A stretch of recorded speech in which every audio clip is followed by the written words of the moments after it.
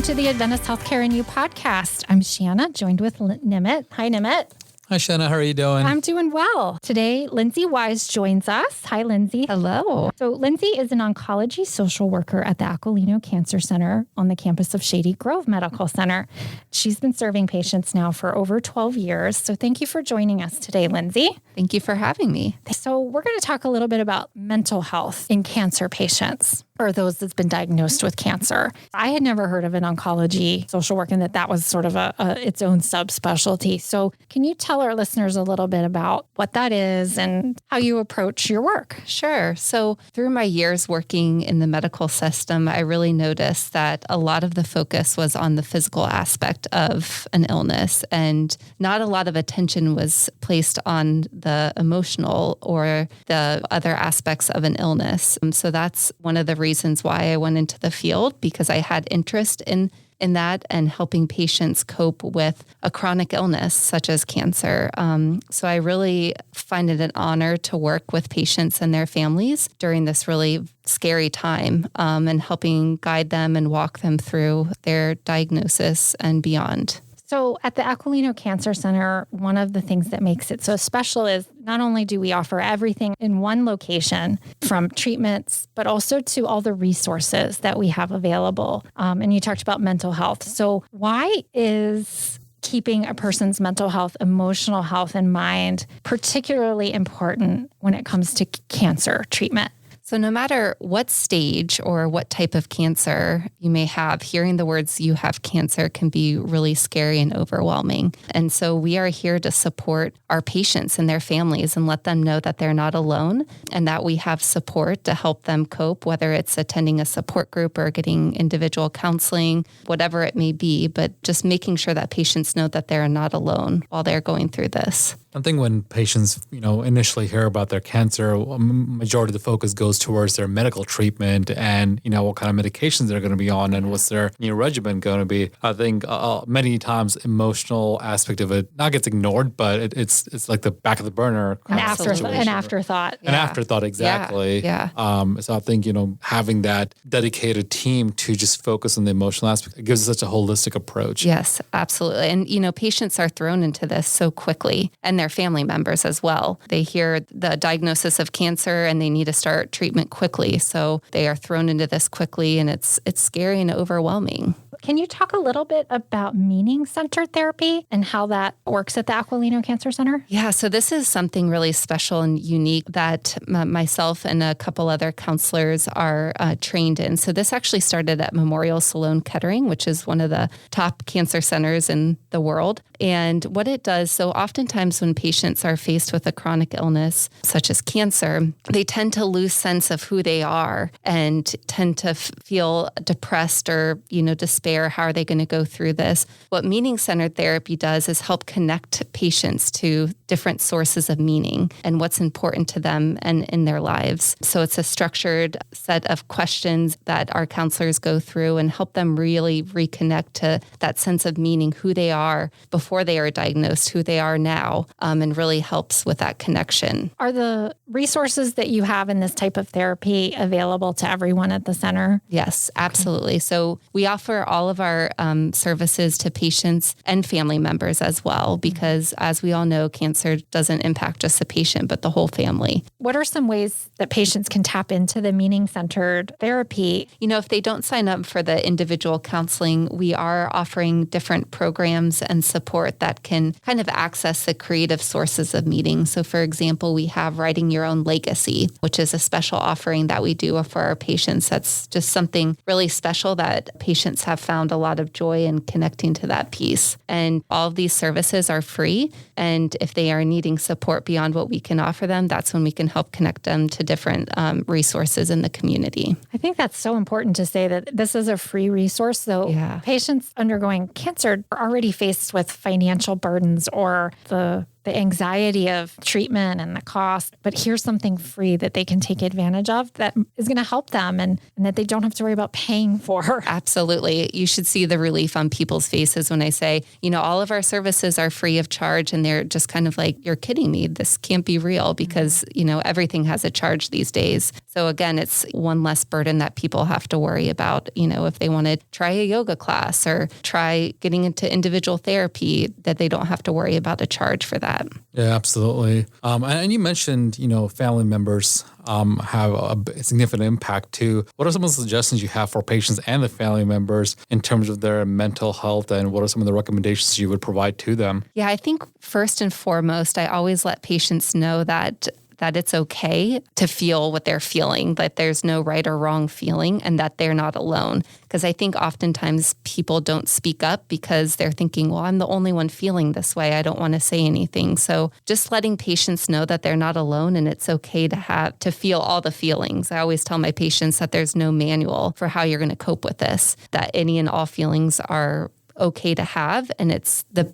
most important thing is making sure that you find a healthy outlet for those feelings, whether for some people it's the individual counseling, for others it's attending a support group and connecting with others who are going through a similar experience. And it could be a trial and error thing. I always tell my patients they've never been faced usually with something like this before. So they may not be able to run 5 miles like they used to, but maybe attending a gentle yoga class may be helpful for them. So really trying to figure out what works for them based on what they're going through physically as well. Yeah, absolutely. I think, as you said, there's not a single manual and no two patients are alike. But I think when they hear, this is normal and this is acceptable and many people like you are going through similar feelings. Right. I think it just gives them assurance that, this is okay to feel. So whatever they're feeling is acceptable. They're not alone. And it is the normal course. But here are some resources that would help them cope through it. Right. Because I think so often patients do go suffer through all of this because they're,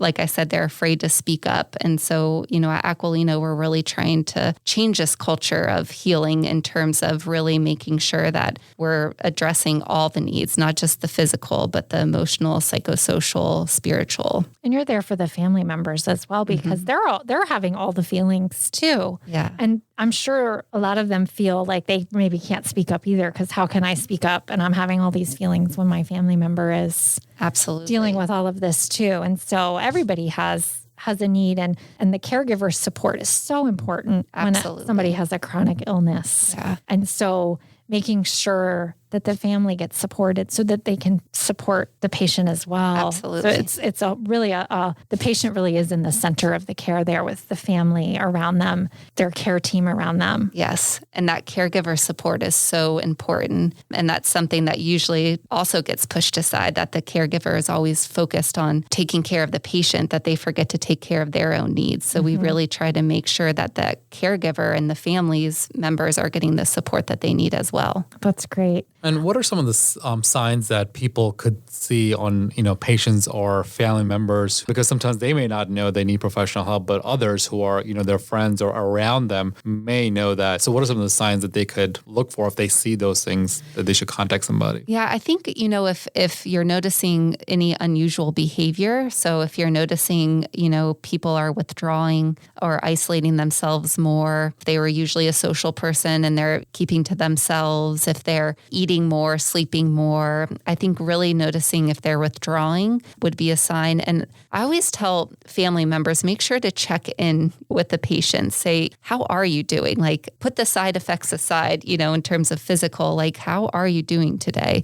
And again, going back to normalizing, if they're having a bad day, it's okay to have a bad day. Just really checking in with them. Yeah, when I used to check in with my employees in my previous role, I used to always ask, how are you doing? And many times you get the response, oh, I'm fine. And then you have the second or the third time, no, how are you doing? Right. And I think that's when you really get the actual feelings and say, okay, this is what is going on. And I think just having them talk about it just helps a lot. So absolutely. And providing that space, that routine check-in, how are you doing today? I know today was a tough treatment day. How are you feeling? And really paying attention to their needs too.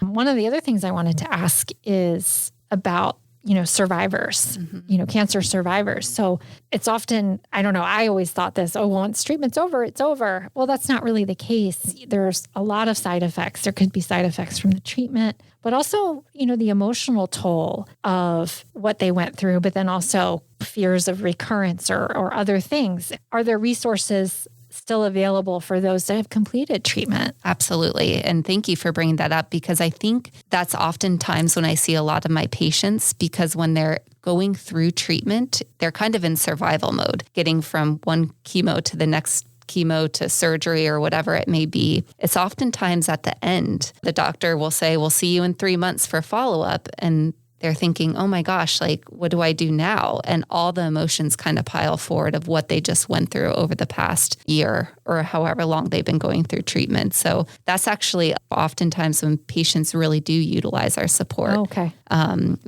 it's so important because like you mentioned, that fear of recurrence, adjusting to a new sense of normal, where a lot of times people around you are thinking like, you're done, you should be fine, right? And not realizing all the emotional aspects that they're still dealing with after going through the trauma of being diagnosed. And the physical toll too. Absolutely. There is a physical toll to some treatment. Yeah, absolutely. So, but that's a lot, when people really want to utilize the support. And plus they have the time too.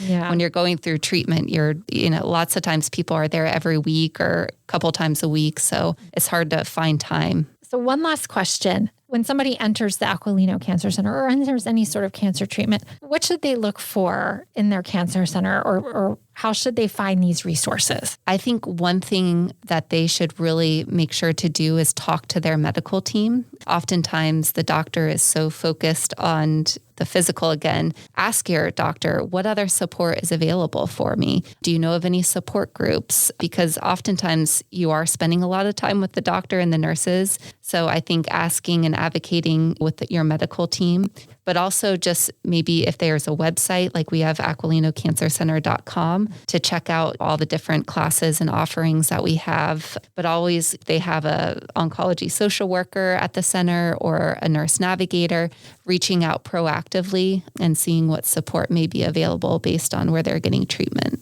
Thank you. Nimet, any other last questions? No, I think you covered it all. Thank you, Lindsay, for coming today. We really appreciated having you. Thank you. And for our listeners, to find out more about the Aquilino Cancer Center, visit aquilinocancercenter.com. For more information about Adventist Healthcare, visit adventisthealthcare.com. And thank you all for listening. Don't forget to subscribe or follow wherever you get your podcasts so you get alerted of our new episodes. Thank you, everybody, and thanks for listening.